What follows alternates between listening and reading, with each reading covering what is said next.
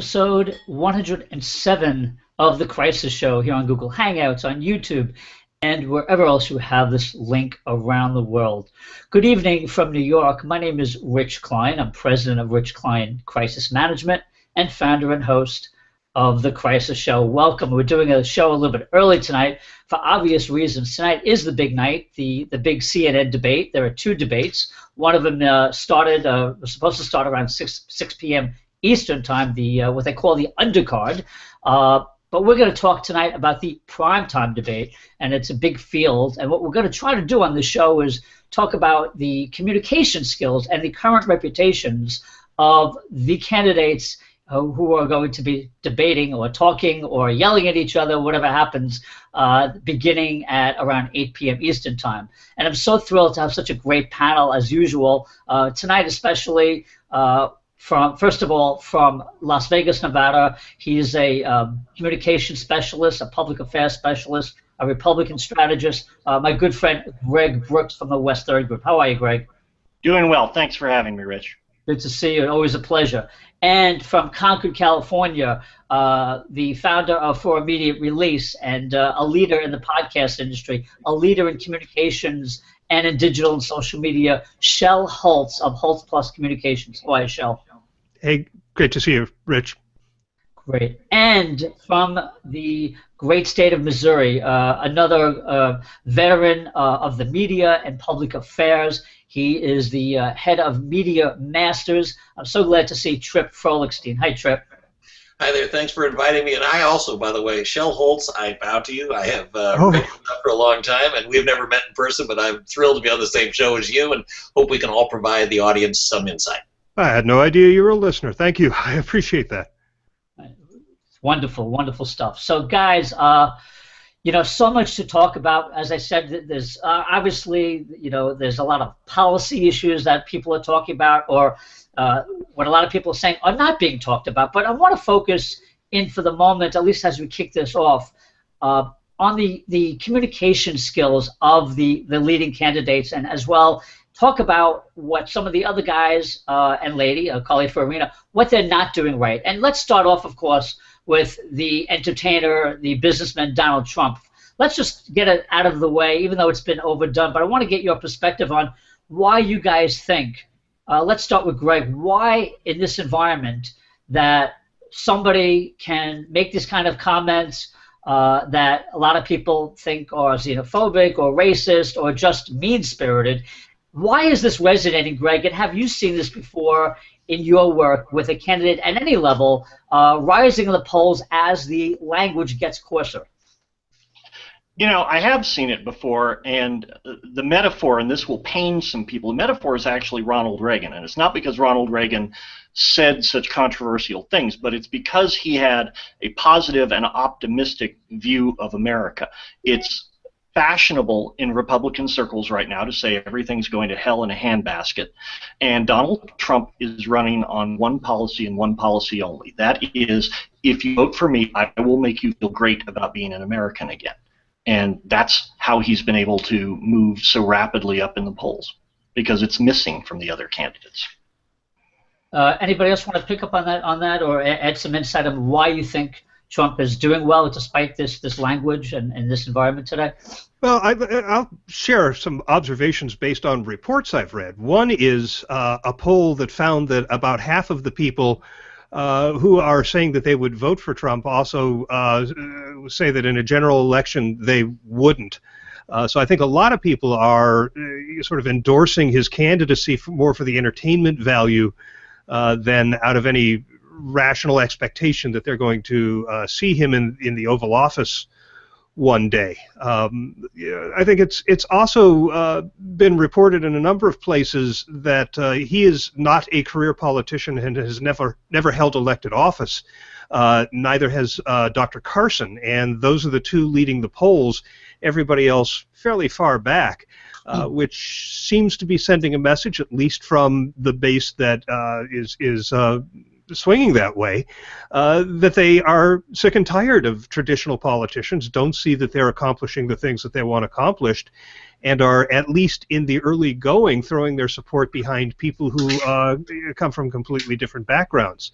Now, of course, I think it's also worth noting that at this point in previous elections, the people who were leading the polls didn't make it to the conventions. So, I mean, this could change dramatically by the time we get there. Yeah. And Shel, I'm sorry, Tripp, I want to ask you a question. If you advise, I'm sorry, do you want to add something?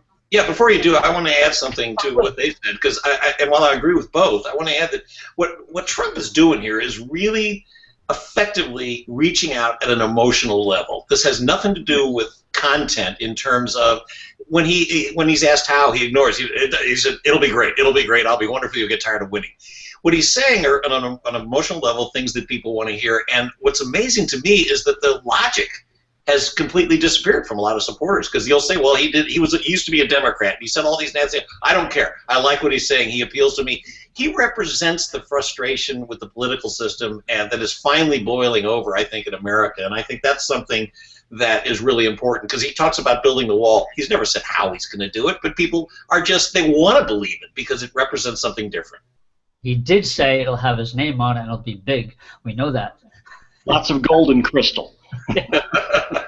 Probably a lot of illegal aliens on the construction crew too, right? So Tripp, picking up on that, and I appreciate that. If you were advising Trump going into the debate tonight, you do media training. What would you advise him to do? To do what he's been doing the last few months? The same kind of all over the place kind of commentary, or would you say, hey, buddy, tone it down a little bit, try to look more presidential? What would you advise him on, based on what you're seeing now? At this point, if it ain't broke, don't fix it. And in fact, he's fixing some things that I don't know how smart it is. When he signed the pledge, there were some people that got upset about that. When he's showing signs of doing things the establishment would do, that could be a problem for him. So, and by the way, all that he's doing as a media trainer, I probably would never have advised. In fact, I wouldn't have advised them to do. And what he's doing is also breaking conventions. And I think we who are media trainers, communication people, we also have to wake up to this, because this is a different kind of look at communication that we haven't seen before. It's not what we normally teach. It's not standard. I would never have thought it would work. And when he started, I thought this will be short-lived. Everybody did. We've all been wrong. And he is continuing. I don't know how much more he's going to get, but he's continuing to ride a wave of people who like what he's doing. So my advice to him was, don't change what you're doing. You still want to do that until such time as we see indications that people are getting tired of the act, and then it's time to change up. But when it ain't broke, don't fix it. Yeah, I just want to add a few points about that. Thank you for that. He excuse me. He has been obviously very caustic, and he even said, I think in one of the earlier interviews he did a few days ago, maybe it was yesterday, that he's going to maybe tone it down a little bit. Maybe he does go a little bit overboard. It's very interesting. The point I wanted to make, and I'd like you guys to chime in on this, you make a great point, Tripp, about the way we all have to pay attention to this, and I totally agree. Traditionally, as we all know, in advertising, advertising has played a big role in campaigns. Jeb Bush's his PAC just rolled out a $24 million campaign for what it's worth. Trump has never had to pay a penny for an ad.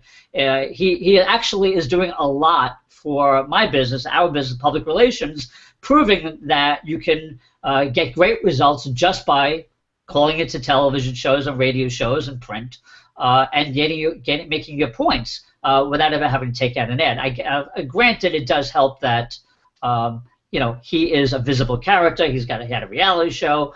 He's always been in the media. I think that's what's very interesting to me, that you don't have to spend a lot on advertising to get your message out and to keep it going. So anybody want to take a shot at responding to that at all? Any thoughts?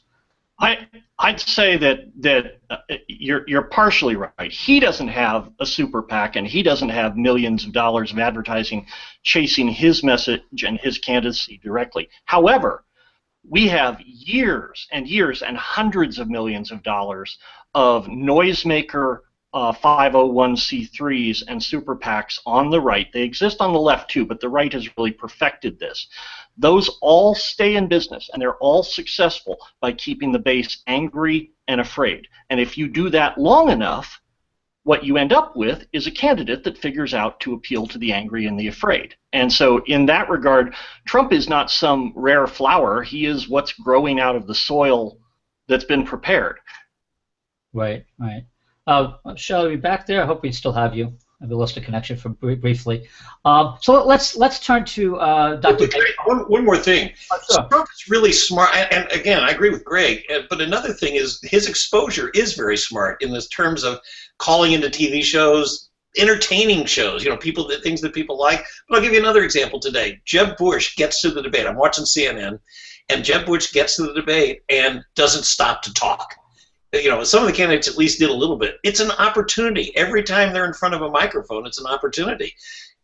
Trump gets that. He is the entertainer. He knows that, and these other traditional politicians aren't getting the fact that times have changed, with whether it's social media or going on The View. It's not like it was in 1960 when you had all this very formal stuff. It's a lot more transitional, like remembering Clinton play the saxophone, you know, on Arsenio Hall. Yeah, so. yeah. There is something to be said about people showing who they are too, and appearing genuine. Whether Trump is genuine, I don't know, but he appears genuine. What's his name? Christie appeared genuine for ages until Bridgegate came along, and then all of a sudden, people lost their faith in Chris Christie because they thought he was a straight shooter and honest guy. Now they weren't so sure. So as long as Trump can keep up this persona, and they've known Trump a long time for "you're fired," he could be very successful at this, and he could surprise a lot of us. Yeah, I just want to mention, as someone who's lived in New York my whole life, and in New York City at the time of, you know, Trump's rise back in the early 80s when he took over his dad's business. I can't tell you how many times he was on the front pages of like the New York Post and other newspapers. I mean, and yes, very often it was about his latest squeeze, his latest wife or whatever, but also because he got, you know, he also was such a big part of New York's real estate, you know, and sometimes very often it was controversial. Well, Trump wants to build this tower, it's going to block my view, blah, blah, blah. And then he'd get into it, and he's always made sure, at least as I recall since the 80s, that he's been in the news. So he's been very good at that, and he's so far ahead of his competition on that point, even if he hasn't even if he hasn't the media training or the as you say, he really doesn't need it. He's succeeding with what he has. So I thought maybe now we could talk about Ben Carson, who is really the antithesis, this quiet, mild-mannered man, also an outsider, but he has risen in the polls the past week or so really tremendously. And some polls say he's, you know, just about 4 or 5 points behind. So what do you guys attribute that to? The complete opposite of the way that Trump communicates. First of all, sorry I vanished there. We had a complete power failure here. Oh gosh. Only lasted a couple seconds, but required a complete, total reboot of the system.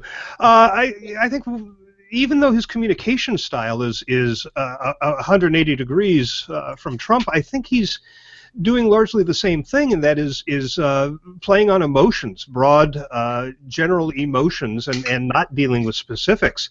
I look back to the first debate, and the question of race came up, and he gave this answer that was widely lauded as a brilliant answer, and I think it helped propel his campaign. And what he said essentially was, when I'm operating on somebody, the color of their skin doesn't matter, which, you know, is heartwarming, but it has absolutely nothing to do with the issues that we're facing with race in America, with Ferguson and issues with police and shooting of unarmed black men. So he managed to avoid that issue and say something emotional that got a lot of people nodding their heads and saying right on and throwing their support his way. I think that's very similar to what Trump is doing. He's just using a completely different style to do it. Yeah, I think if I can add, there's a line that I often use that's really coming into play here, and that is, before people care what you know, they have to know that you care. And like Trump, who does it Shel, I think you're absolutely right, like, he's rather flamboyant about it. Dr. Carson is quiet about it, but they're both appealing to us purely on an emotional level. And I think that that's working for now. Now, if people put on their thinking caps later, we'll see. But at this point, whether you like one or the other, you can agree with them. You can say, yeah, that's the way I feel. My gosh.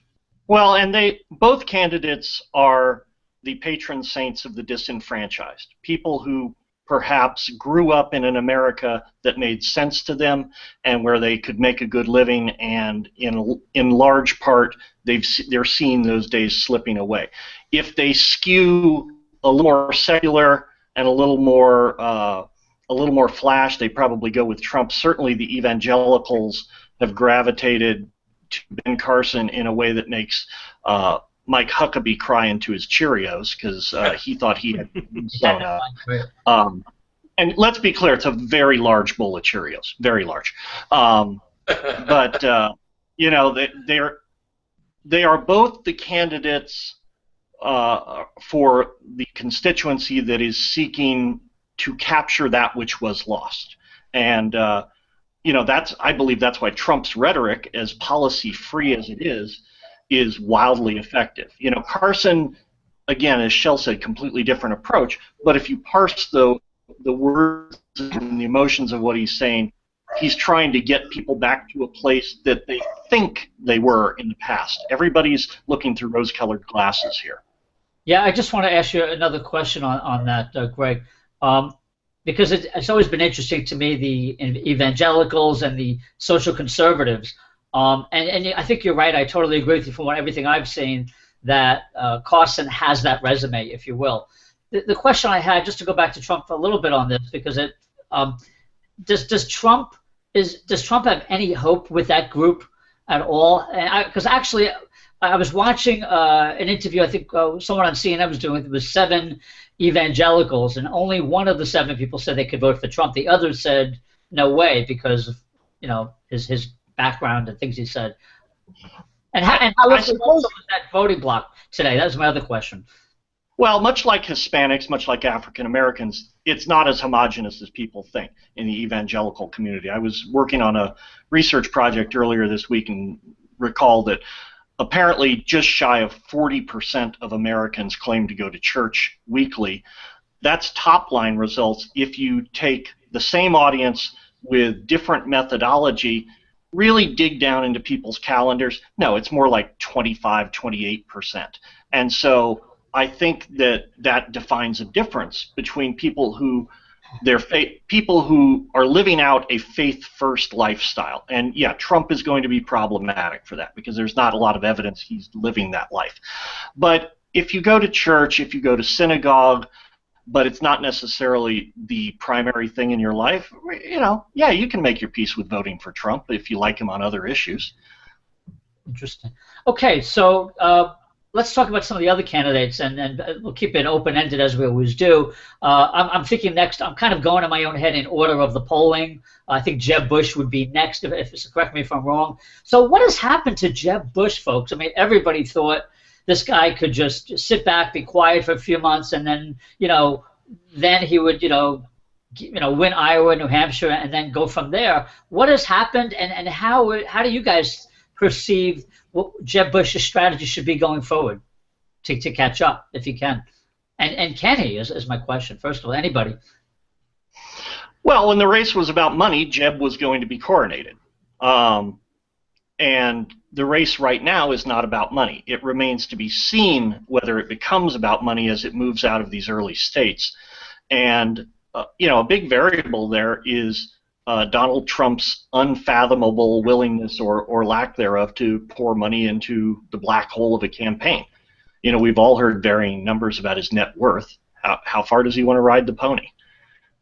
Yeah, and Tripp, I want to ask you to follow up on that because Jeb Bush is probably getting a lot of advice on, and it may be confusing because he's a quiet, reserved kind of guy, and there are some people who are saying, hey, you got to be more passionate, you got to hit back, and it looks like, from what I've seen the last couple weeks, he's starting to hit back a little bit. Would you advise him to hit back harder at Trump, to take him down a notch? Can you even succeed in doing that? Or is Trump have this Teflon candidate who you can't succeed in doing that with?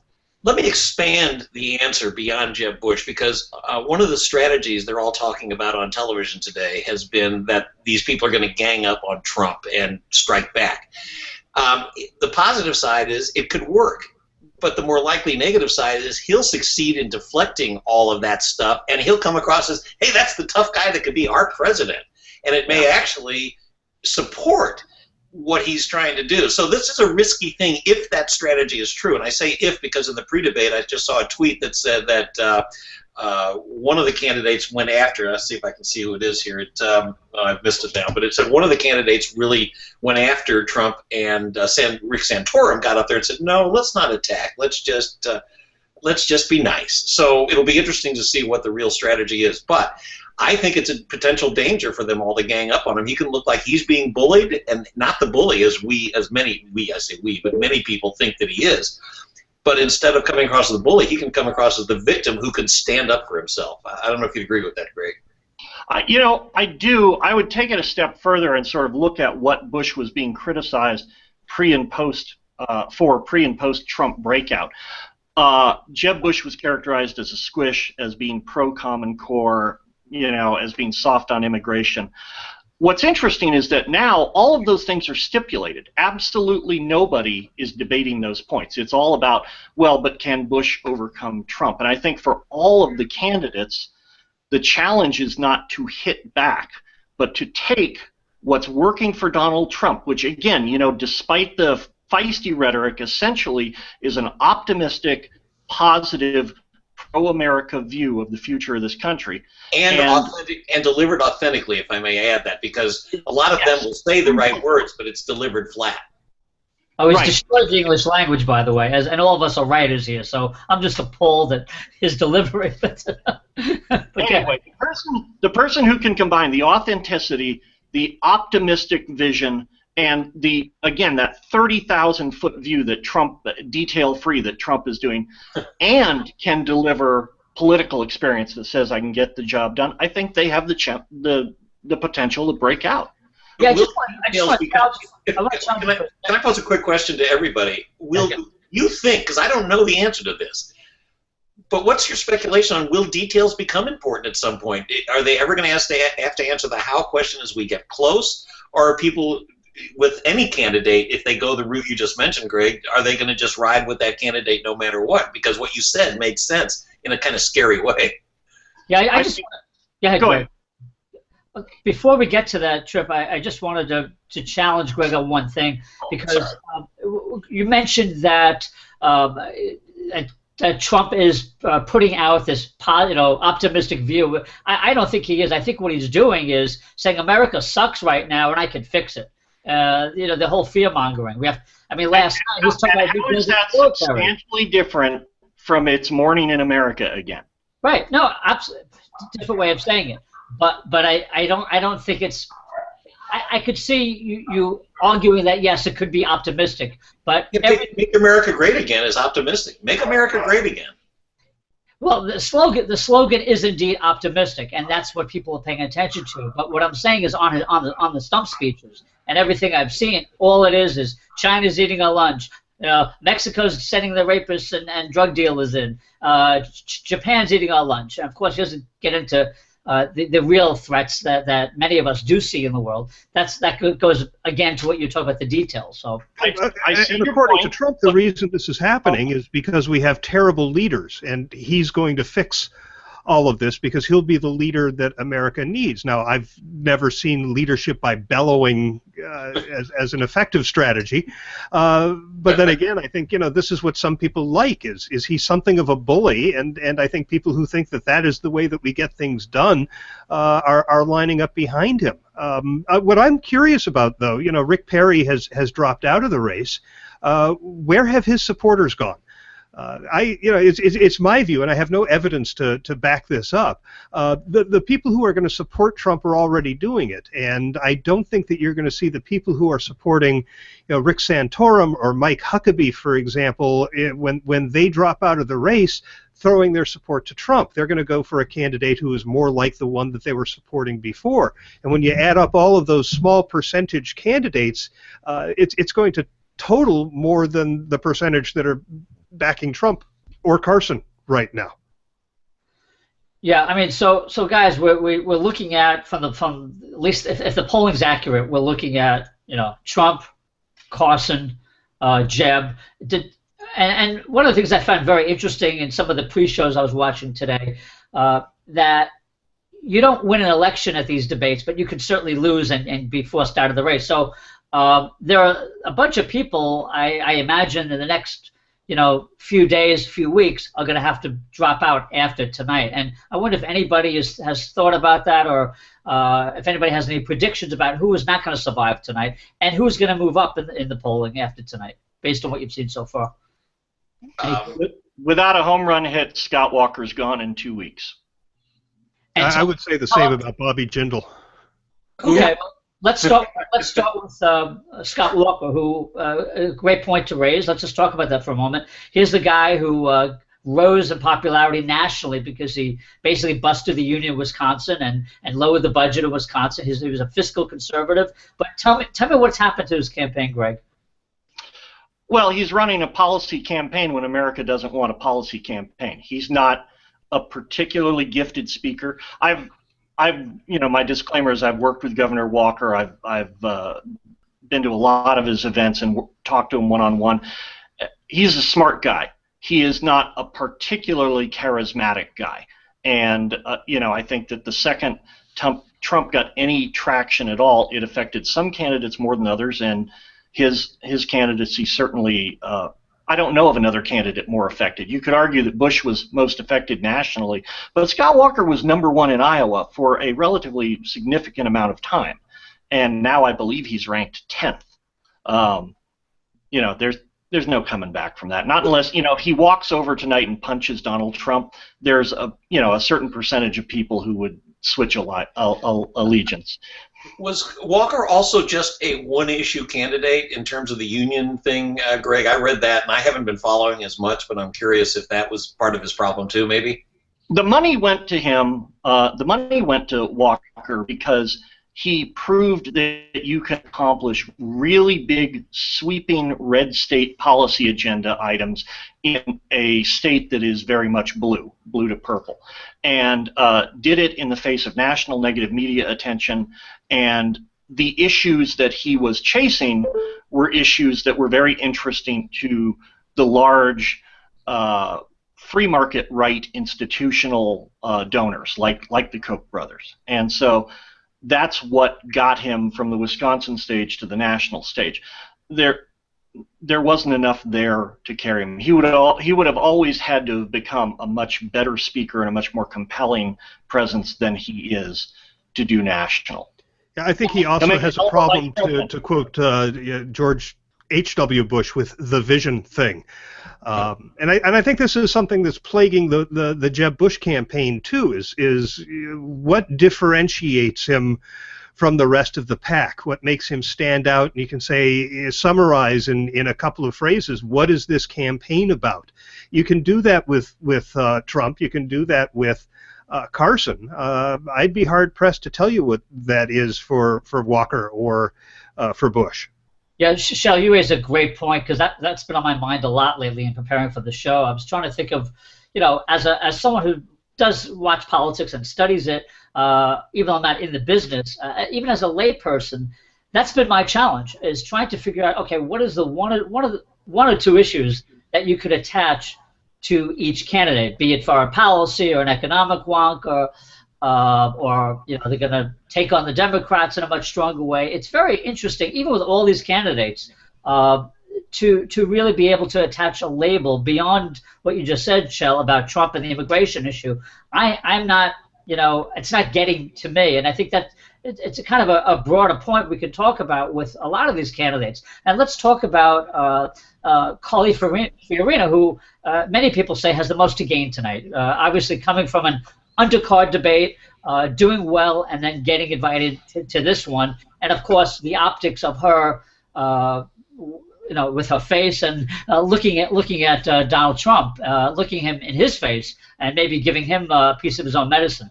So, and Shel, I want to ask you this, because as I recall, Carly Fiorina ran and lost against Barbara Boxer in California. Right. So maybe you have some insights that are California-centric about her. I've been looking at her much more from a business standpoint and her record at Hewlett-Packard. So if any insights you could add about Carly would be wonderful. Well, I think you talk to most people here, and it doesn't matter what party they're from. She is perceived as a loser. in California because she did run for Senate and lost. She was dethroned from Hewlett-Packard. Her record isn't good, and I think a lot of people aren't looking at the substance of her campaign. They're just wondering, how can she possibly win this one when she has lost so many smaller bouts before? Yeah, and I wonder, gentlemen, of course we look at this because of her gender. Is she getting a fair shake because, because she's a woman, because she was an executive, or are people, looking at her a different way? Or are we beyond that as an electorate? Well, she's largely been running against Hillary rather than running against her Republican fellow travelers. That was a very smart move on her part, and she's done a good job with her language. What I thought was interesting this week was there was the comment about her looks from Donald Trump, and she very quickly turned around. If you haven't seen it, I encourage you to see it. Very quickly turned around an extraordinarily effective counter ad, and the political organization that backed her in that first debate could not have produced that ad in that timely a manner, and she has the effect, much more so than the poll bump, is that she's got some money and she's got some people now, and that's giving her the power to pivot more quickly on things than I've seen the other Republican candidates do. Yeah, I would just add from watching her in interviews and some of her speeches, I think she's a pretty good communicator. I think you're right, Shel. She has that black eye of having, and this is her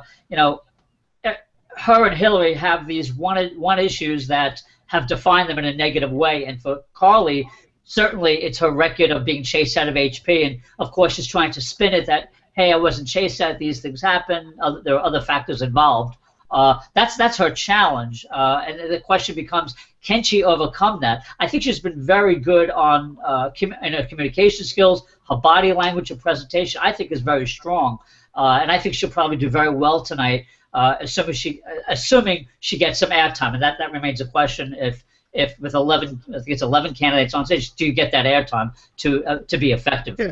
Well, in the Fox debate, the first one, she was pretty unanimously declared the winner of that debate. Very early on. Certainly able to. Beg pardon? Very early on, because of social media, everybody. Yeah. Right, and I think the media agreed that she came out on top in that debate, and I don't see any reason why she should fare worse in tonight's debate than she did at the kids' table in the first debate. Well, except there's a big difference, though. Except it's not the kids' table, right? I mean. Right. No, she's at the grown-ups' table tonight. And the difference here is, and by the way, I have a bias because I did training for HP upper-level executives till she came, and then she went her own way. So I'll. Look what you missed out on. That was a long time ago. But anyway, she.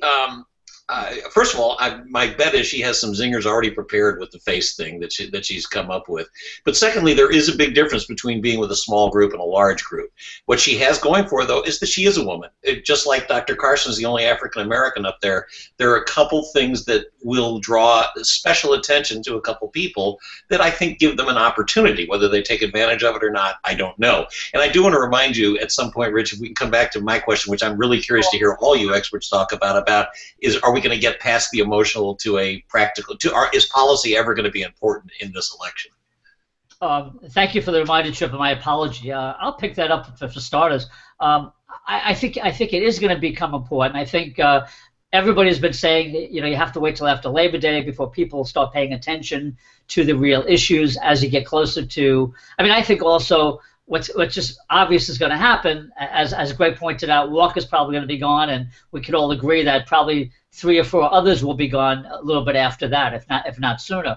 And then it's going to come down to probably 4 or 5 people where the cameras are going to be on them, the spotlight's going to be on them much more than ever, and their campaigns are going to have to be much more nimble than they are now, because even though Trump has sucked up all the air in the room, that's going to change in a month or two, where they're actually going to get airtime as the field does get narrower. And by the way, I just want a quick aside. The media has been a problem from where I stand by letting Trump suck up all the air and not airing the views of other people. I think it's a big problem. And actually, I've been very surprised. You expect that from some networks and don't expect it from others. It's been very interesting media observation too. But I do think that, I mean, we have big problems. Foreign policy. Last night, Trump gave a quote-unquote national security speech aboard the USS Iowa, and in a 14-minute speech, it was really just another stump speech. And I actually want to share something really quickly with you.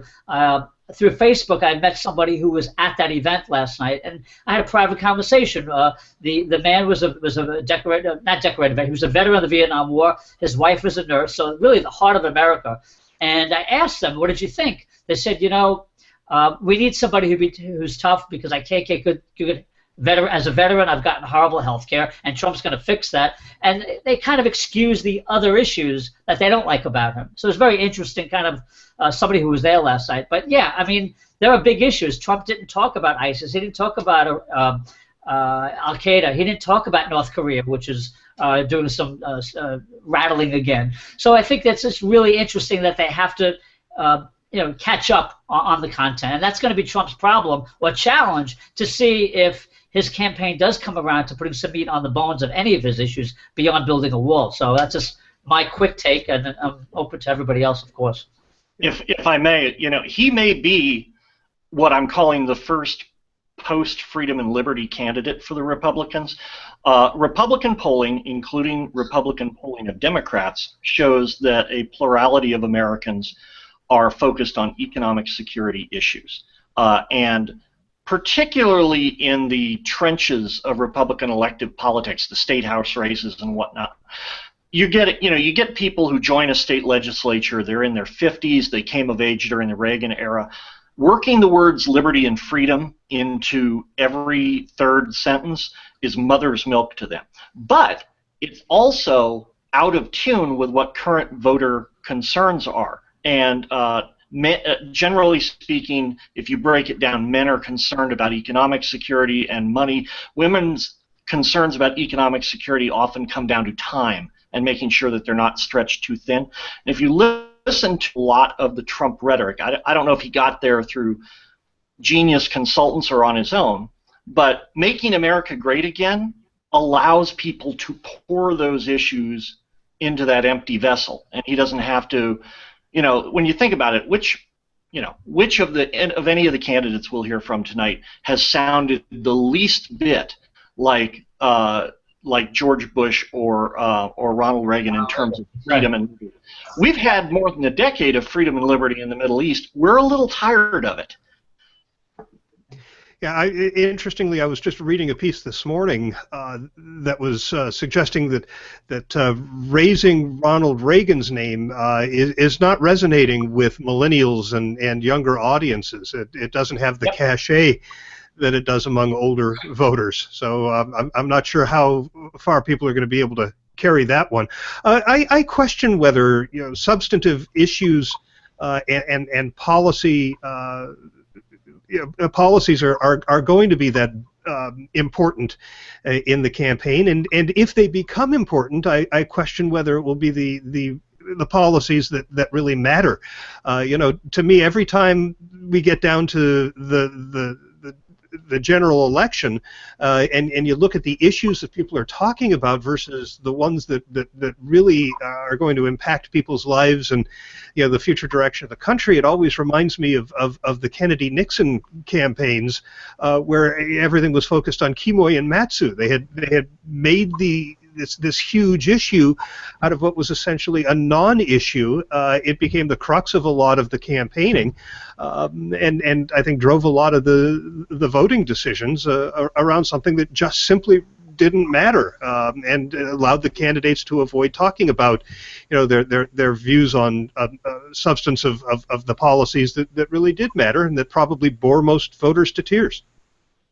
You brought up something, though, that I think that is important. You talked about how they diverted. I think that the one thing that could change everything going forward, now it's not a preview of tonight's debate, but the one thing is a major international or maybe even a national event. If we crash get another crash, if North Korea actually launches a bomb, and blows up South Korea, something really bad, ISIS does something, we get attacked major, that might bring us back to policy. But yeah. I kind of tend to side with Shel in the sense that I'm concerned that this may be one of the most policy-free elections in a long time, and that may not be a good thing.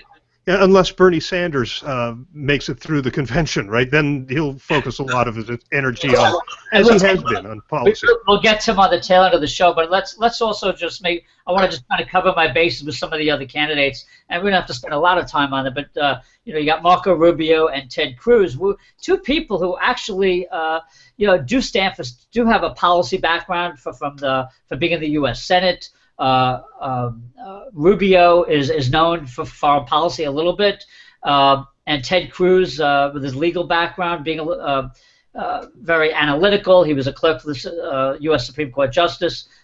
So what do you guys think about Rubio and Cruz? And in my mind, I haven't been able to separate them. I kind of look at them in that same level after the top people we've been talking about. But I think they're very different, actually, in terms of where they're coming from, because Cruz has really attached himself, or trying to, with the evangelicals again. Look at his support of Kim Davis, where he tried to get into the Mike Huckabee event, got pushed out. Kind of funny that Huckabee stole that for himself. It was never about her. It was about the candidates.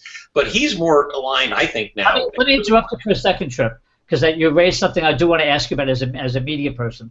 What was the optic like for Huckabee? Did that help him showing up with Kim Davis and basically running that show? Did that help him? Did that hurt him with the evangelicals or anyone else? I'm sure with the evangelicals, the ones who are supporting Kim Davis, it's great. But he and Cruz may be alienating everybody else by that, because there are an awful lot of people, and I'm one of them, who believe that Kim Davis either ought to do her job or resign. And this has nothing to do with religious freedom. It's a government job, and there is a separation. In fact, I just went back and read something about how when our founding fathers were here, they were very intentionally, they said, this is not being founded on Christian principles, this nation. We are keeping them separate. Now we're hearing all this about how we were founded on Christian principles, but the fact that if you go back and look at the quotes of our founding fathers, not the case. And by the way, I'm not sure who it was. I think only one of these candidates has come out publicly and said Kim Davis was wrong and she should follow the law. And maybe it was Christie. I don't know if anybody has any. No, it's Kasich. Oh, it was Kasich. Thank you for that. Good for him. And that was good. I think that's an example, folks. As you're watching, of separating yourself from the pack, taking a position that, of course, it has to be a position that's part of who you are, that's part of your values, but to really separate yourself and maybe make some news too, because this is the problem with a big field like this. I mean, so I think that was very interesting that Kasich did that. That certainly had to help him. But any other thoughts on the other candidates? On Cruz and Rubio and some of the others? Well, I think one of the issues that you have is that you have Cruz and Huckabee and Santorum and a couple of others who are hanging their whole campaign on the evangelical vote. So the evangelical vote is going to get split between them and the few who are lining up with Trump. And I don't think any of them are going to be able to garner enough support. Jindal, by the way, too, is part of that pack. In fact, if you listen to his rhetoric, I think he's even more extreme than some of the others. But you also look at some of the candidates like Jindal and like Walker, who are dealing with policies that they were able to get through in their states, but that have not necessarily been successful. If you look at Jindal's approval rating in Louisiana, it's in the toilet. I mean, he is so unpopular in his own state that it boggles the mind that he thinks he can take that reputation and run for president. And I think the numbers of people who are supporting him in the polls reflect that. But with them sharing that chunk of vote from the evangelical right, none of them are going to pull enough support to go very far. I think that's right, but I think for voters, for candidates who chase the evangelical vote, especially guys like Cruz and Rubio, who are young enough that they can take another stab at this 8 years from now, 4 years from now. Easily, yeah. So once you get a values voter, you tend to hold on to that voter across cycles, and they are, they're not universally worth a lot of money, but evangelicals do tend to stick with their candidates and give to their candidates. So even I have no doubt all of these people wake up every morning thinking I'm going to be the next president. But Mike Huckabee with his Kim Davis move probably locked up support for whatever he does next. Right. And let's just touch on briefly the remaining candidates in the primetime debate. We have Chris Christie. We have Ron Paul. And I think, and I think we've covered. We talked a little bit about Cassidy. I'm just looking at the list here. I think we've covered these. So let's start with Chris Christie, a figure who early on people thought really had the gravitas and the momentum to do something. What's happened to him, gentlemen? And was it just about Bridgegate? Because I think his communication skills are excellent. I think he's done on the communication side, he's done really well. Even in the last debate, taking on Paul, it was very effective. I thought, kind of put him in his place. It reminded me of the way Dan Quayle was put in his corner once too. So, but anyway, what do you guys think about Mike Christie? And just very briefly, I think that he's in the same boat Jindal is in terms of his popularity in his own state, and that can't be helping him. Any opposing thoughts on that? No, I agree with that, but I would also say it goes a step further. Within the right, if you're a base voter and you care about policy, Christie and Rand Paul represent two very different approaches to domestic and foreign policy. And it could be that as those things are uncovered, everybody talks about what a great job Christie did, for example, on the debate going after Rand Paul. And for every person that he won, he probably lost somebody. As an example, with another candidate, Lindsey Graham, who nobody's talking about because he's polling at the subatomic level. Lindsey Graham's performance in the first debate, theatrics aside, his policy performance was to paint a vision of an America that is very scared and must always be ready to go to war. And I don't think he won anybody over with that. Yeah, but what I find interesting about Graham, just following him over the years, he is pretty good on foreign policy. He does stand for something. You can agree with it or not, and your point's well taken. He's a smart guy. I think he's a smart guy. I watched him on some of the Sunday morning shows, and again, going back to our original idea, of course we've digressed a little bit, but on communication skills, he's pretty good. Although I see him still in the eyes of Jon Stewart, imitating. I mean, maybe he had something to do with these low ratings too for a lot of people, because although maybe more liberals watch Stewart, but he really always had that kind of affected way and really played him down to be a dummy.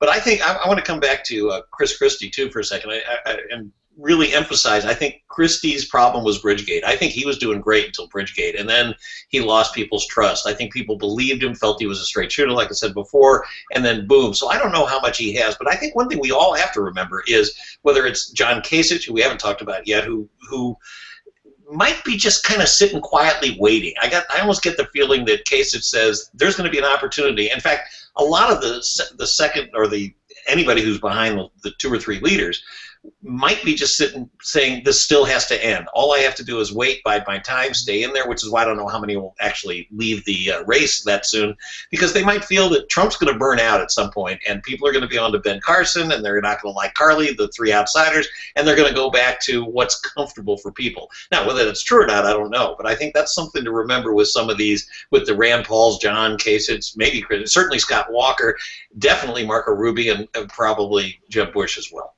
Yeah, well, a Kasich Rubio or Rubio Kasich ticket would bring two very crucial states into the election night tally. I mean, you kind of wonder if they're just they're waiting to be asked to be the second girl at the dance at some point. Or is Carly waiting too? Yeah. Yeah, I think the problem with Kasich has is really name recognition. It's early. We got a year. Who knew Jimmy Carter? Yeah, but no, that's his challenge. I don't disagree with anything you guys have said. I just think that's the mountain he's got to climb and get over. He's got to suck up some more air. He's got to get out there more. His campaign's got to be more aggressive in getting him out there. I haven't seen much of him, and I think he was late to announce too, if I remember correctly. He was one of the people, and he's got to catch up with the other people in the field. He's fairly new at it, but I'll never forget the time. I have to tell you very briefly. It was 1975 or 6, and I was in the newsroom. I worked at the CBS-owned station in St. Louis newsroom. I was, and I may have been cut off. I'm not sure. Oh, Anyway, I was in the CBS newsroom in this local station in St. Louis, and it's a weekend. I was the weekend assignment editor, and I get a call from the guard in the lobby, and they said, some guy's out here says he's running for president. And I go out there, and there was Jimmy Carter. I didn't know who he was at the time. He was by himself, had his own stuff, and was in a beat-up old car, and just smiled and said to me, "Hi, my name is Jimmy Carter, and I'm running for president. Would you like to do an interview with me?" Wow. And I said, he said, well, I'm only here for a little bit. I mean, if not much going on today. So we did an interview with Jimmy Carter. I had no idea who the guy was at the time, but you're right. Look what happened, because he went from nothing to something very big in a relatively short period of time.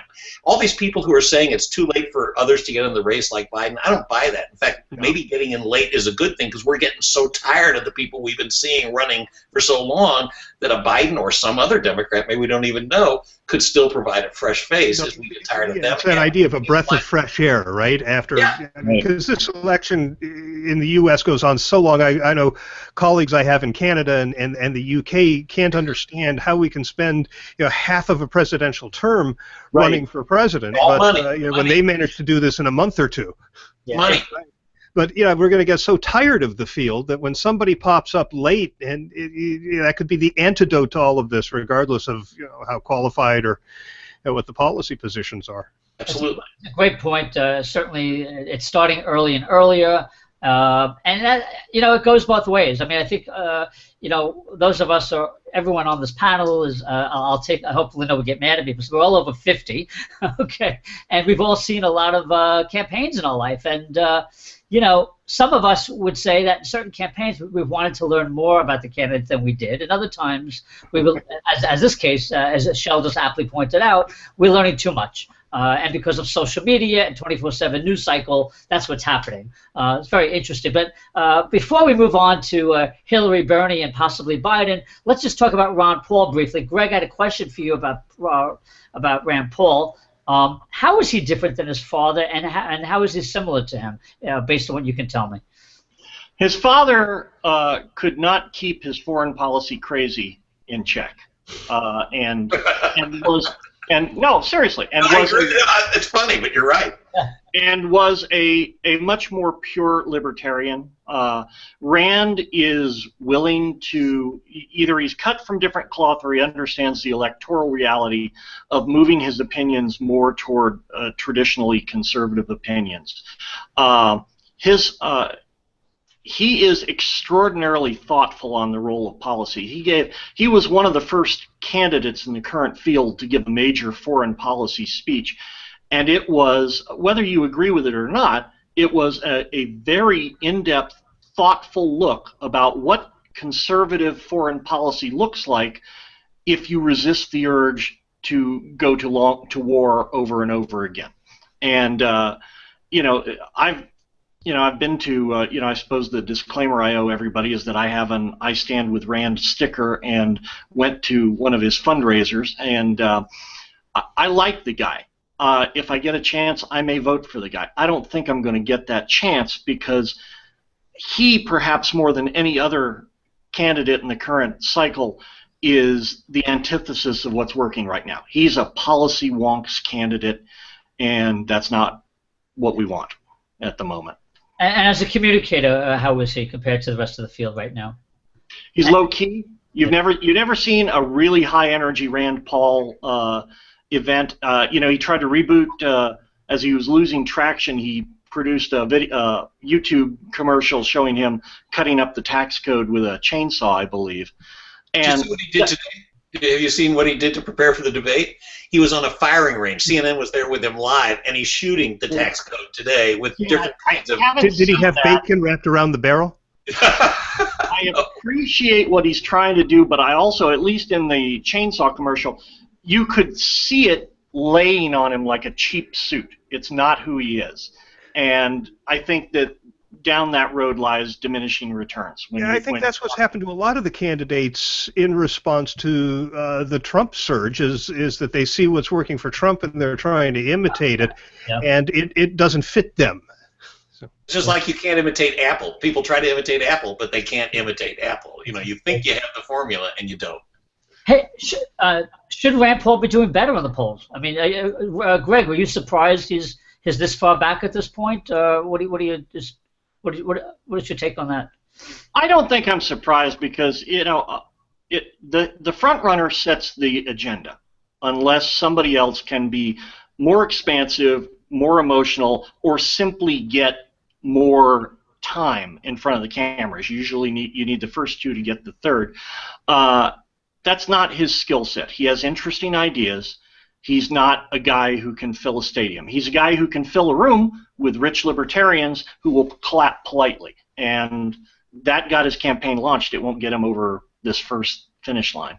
Like you said, Greg, the other reason I think is probably he's not doing well is this isn't a policy year right now, the debate, so that he might have done better otherwise. He's also got a physical presence issue. He is slight of stature, and in person or in a shot where you can see it compared to other people, it's reflexive to think, hey, he's a little guy. We don't tend to, right? Michael Dukakis. We don't tend to elect little guys. And you know how they described him in the last debate? They called him feisty, and I can see that little guy is feisty. That's what they said. Yeah. Okay, let's talk about feisty. Is a good word to move on to the Democratic side of things. We've seen Bernie Sanders pull very close to Hillary Clinton, very interesting. And now we also are waiting with bated breath to see if Joe Biden does or does not get into this race, as some people are urging, as a lot of people are urging in some corners. I just want to lead off with, since we're talking about communication skills, I think Bernie Sanders is a great public speaker. He also is good on, I think his strength, from what I have seen, is his comfort with the media, comfort with crowds, and on policy. And he also, what I think is really good about him in terms of, and I would say this, on any side of the aisle, that he has attached himself to this, anti-corporate, anti-Wall Street, let's take down the banks mentality. Whether that will work for him or not remains to be seen, but he's drawing incredible crowds, as much as Trump is, 15,000, 20,000 people. I think a lot of people have been surprised by that, and certainly Hillary's campaign is very concerned, as they should be. So what do you guys think of the Bernie burn, whatever they call it? I think there's a hashtag, feel the burn, whatever it is, about Bernie Sanders and his rise. I think Bernie Sanders, among all the candidates in both parties, is doing the best job of balancing policy, because if you go to his website and look at his policies, I mean, it's tens of thousands of words of whether you agree with them or not. He's thought these through pretty thoroughly. So he's very focused on policy, but he also knows how to rile up a crowd on some general principles and to talk in sound bites. I've seen more memes, those images with the big block type on them, going around Facebook and Twitter with Bernie Sanders quotes than everybody else combined. He knows how to get those 2 or 3 sentences that make an impact out to the electorate. Excellent point. Tripp? I think another thing about Bernie is he comes across authentic. You talk about forget the policy for a moment, which a lot of people like. And interestingly, by the way, he and Trump actually share a lot of views in terms of some of the things they're looking at. But his delivery, his excitement, I mean, he's an old guy. I mean, even older than us, I think. And so he's an old guy, but he still has a lot of energy, and that's what, by the way, Trump has. He's the energy that I think people are looking for compared to the very traditional straight-laced Hillary Clinton, who people are now trying. Now they got Hillary 2.2, or 2.0, which, by the way, isn't going to help her because that's going to hurt the trust thing, because who's the real Hillary? We don't know who the real Hillary is. We don't forget the email scandal, which is just the thing that people are focusing on. It's beyond that. And I think she's going to have a real problem. I have a lot of Democratic friends who say, I really hope it's not Hillary. I mean, if I have to, I'll vote for her over a Republican, but I don't want to vote for Hillary. So that could also engender, in a general election, a lot of negative, people anti-Hillary vote, no matter who the Republican is. So I think that Bernie's got excitement. The question is, as a socialist, is that label going to hurt him at some point, where people who don't understand what socialism truly is think that it's like communism, which it isn't, by the way. Right. Well, and that's a great point. And my view on that, real quickly, is that he has the ability to win the nomination. But in a general, that point that you just raised is my fear, that is going to be attached to him, and that's going for independent voters, that could be a real challenge. But Greg, what do you think about what I just said, or anything about that? They are both Bernie and Trump are the same candidate. They're wish fulfillment candidates. They are beating, throbbing balls of political id that allow us to believe that all sorts of things are possible if they get elected, when in reality, if you parse the bit of policy that Trump has talked about, or the extraordinarily detailed policy that Bernie's talked about, you can't get that stuff done unless you also elect hundreds of members of Congress who share those beliefs. And so this I don't care about that. You're right. You're absolutely right. But that doesn't seem to matter to voters, right? Right. And so this, they're both, they're both a function of the electorate flipping off the establishment. I will say this, as somebody who would be abjectly horrified to see Bernie Sanders' policies implemented, I will say I would vote for him before I would vote for Donald Trump. I would vote for him before I'd vote for Hillary. The man is passionate, honest, and educated about what he wants to achieve, and that still has to count for something. And he knows how things get done in Washington.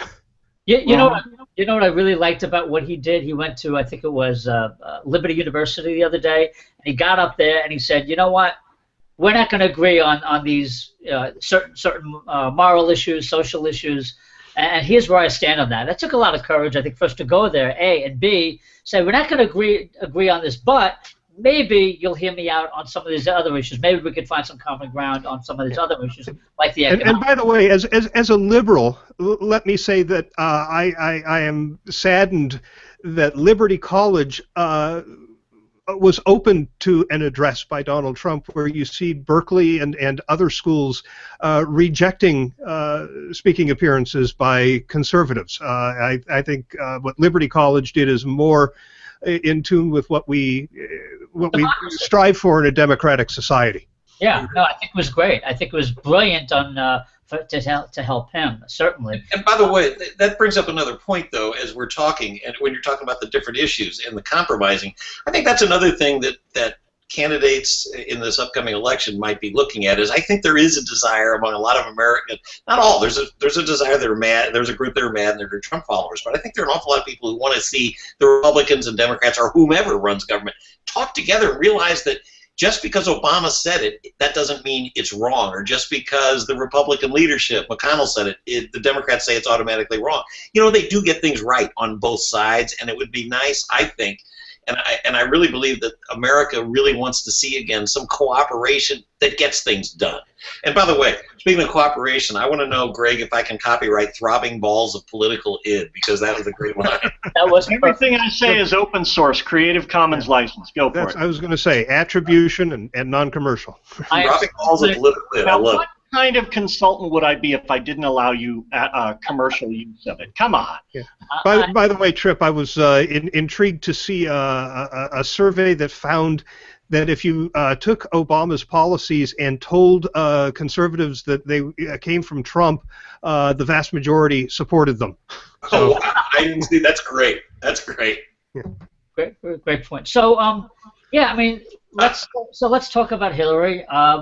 Certainly, the email server crisis is going to be a crisis right into the end. I don't think anybody here would disagree with that. You're not going to erase that or wipe it away with a cloth for sure. She's got a real issue there, but I think a bigger issue is the fact, and you alluded to it very well, Tripp, just a few moments ago. It's the trust factor. She's too stiff. And after all these years in the public eye, after all these years, she still comes across as an attorney, as a buttoned-up attorney who is so afraid of everything she says is going to be used against her in the court of public opinion, and just not making herself accessible either. And beyond that, though, she's not even very good in her speaking. You know, when I took a recent speech of hers and a news conference, and first of all, in the speech part, I noticed her eye contact. She never looked to the middle. She looked to and I sped it up. I took it was about a 40-minute speech. I watched it all very quickly. Almost never did she look straight ahead. She looked over here. She looked over here. She's minimal in her eye contact. She's being obviously overly scripted. Her gestures. You know, one of the things that I think is really important is natural gestures. Her gestures don't seem natural. They even seem scripted. And I think that there's just a lot of, it's beyond the email issue, as I mentioned. There are a lot of things she keeps changing that say, I'm not sure I trust that woman. And that's why even many Democratic friends say, the Democrats say the very same thing. They don't trust the woman, even though she's in the same party. And so I think she's got a big problem going ahead. And even if she's elected, it's going to be a tough road for her as president, because I think there's going to be, the opposition is going to be just brutal. Yeah, and I would just add to that, it's a shame because if you like Hillary, if you like what she stands for, her husband was among the best in presidential history at that in terms of communication and being natural. She's got the best media training in the world in Chappaqua, New York, right next to her when she's, when they're together. So it's surprising, A, that she's been in the public eye for more than 20 years, and B, being next to Bill Clinton, you would think, hey, when are you going to get it? When are you going to get this? But I guess maybe if it doesn't come natural, maybe you can't be trained. I don't know. I'd like to believe as someone in the business that you can improve. I think we all want to believe that with our clients, that we can, even if we can't turn them into Donald Trumps or Bill Clintons or Ronald Reagans, that we can improve them enough so that they can. I don't know what her strength is, but somebody needs to figure that out and start playing to that. I have a friend who's a media trainer. His name is Tom Mucciolo out of New York. And Tom says the worst executives, when they stand up in front of an audience, you can find what they do well. And if you can play on that strength, they can start to win people over. I think, Hillary's being given advice about how to do everything rather than how to focus on something that will start to sway opinions. Yeah, I think the other issue, and this has been talked about in the media, and it's something that I'm actually glad they're talking about, which is what has she stood for? What is her, when you think about the time as a U.S. Senator from New York, and you look at the many miles she traveled around the world, and the world is a mess right now. I mean, that is something she hasn't answered, much of that very well at all. So what does she stand for, and how does she defend herself? Forget the email server for a minute. How do you defend yourself against this world in turmoil that happens in the whole watch? Rich, I have to tell you, there's a late-night comedian, I think, that had the best line, who said that what Hillary ought to be saying is, I did not have technical relations with that server. and another great line. A bit of self-effacing behavior would go a long way, huh? Yeah, she's trying a little of that, but not enough. Yeah. The reboot frequency is increasing. I look forward to a time when we can set our stopwatches by Hillary Clinton campaign reboots. Good point. So before we wrap up, guys, any really brave or wild predictions the debate's going to start in about 20 minutes. If you're asked, at 11 o'clock tonight, who did well, obviously you have to watch it first, but based on what you know right now, any other predictions you want to make before we wrap up? No. Hugh Hewitt will get back at being dragged through the mud by Donald Trump. Okay, interesting. The prediction I will make is this will be one of the most watched debates in American history. For whatever reason, it's going to. I mean, the Fox debates drew, and again, people like the reality television. They like coming in and saying, "What's Donald going to say? Who's he going to piss off? And is anybody going to stand up to him?" I think that's the world we're in. Again, the only way we could make this more entertaining is to have Ryan Seacrest moderate the debate. Speaking of the ratings, I don't know if you've been following the trade press, but CNN's been somewhat aggressively and consistently talking down whether their ratings will match Fox's. They've been trying to get out in front of that, and that's smart on their part. Fox really did capture a little bit of lightning in a bottle with that, and I think even the best CNN effort might not hit the ratings mark as well as they did. Yeah, and I just want to add to that's an interesting point. Since we should talk about the media here. As soon as that Fox, very very quickly after that, the last Fox debate, suddenly CNN was covering Trump like they never did before. They would and in fact, I was surprised that not being Fox, they didn't challenge him more. I mean, so many times he has been on in the last, let's say, 45 days. He's had a lot of airtime on CNN, which surprised me. And I think CNN is paying attention to what Fox is doing in the debate and saying, we want to be more like that. If this is the guy sucking up the air, we want to be part of the conversation. We want to get some viewers in. So they're And clearly trying to. They've caught flack in their own newsroom for that from their own producers and on-air talent. Yeah, I mean, I think what we all expect. I think no matter who you're supporting in this race now or down the line, look, I want to see everybody challenged with the tough questions that are not being asked. Personally, I want to see people challenged in this debate and beyond. I want to see the tough questions asked about the issues that really matter: economics and foreign policy. Put some meat on the bones. Mottos are great, and we all do that in our business, but it's not enough. And I think and I hope that as we get further down the road, we'll see that. We'll see more of that, I hope. So, any other closing thoughts, gentlemen? Well, I don't think Megyn Kelly will be an issue in this debate. Okay. She might. Or whomever.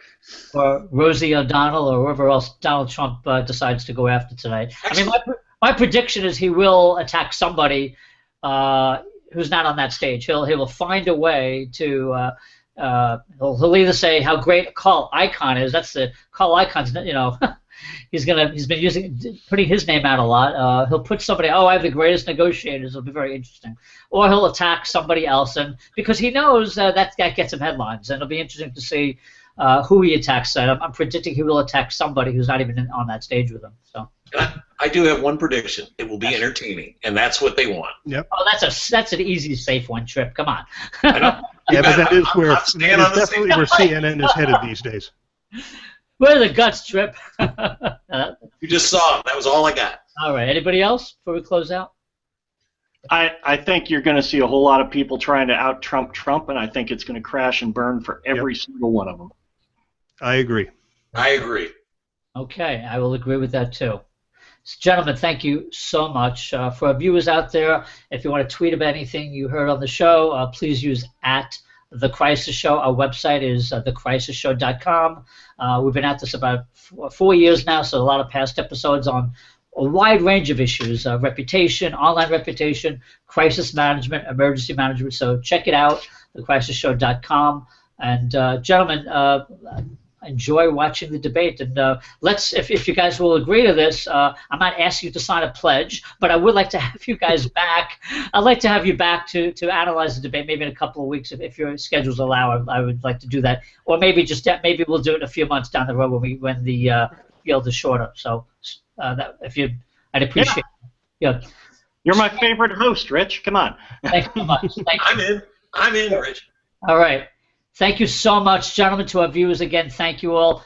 Greg Brooks, first of all, from Las Vegas. Shel Holtz from Concord, California. I got that right after many years. That's right. And Tripp Frohlichstein from Missouri. Thank you so much, gentlemen. Have a great night, everybody, and thank you all for watching. Good night, everyone. Good night. Good night.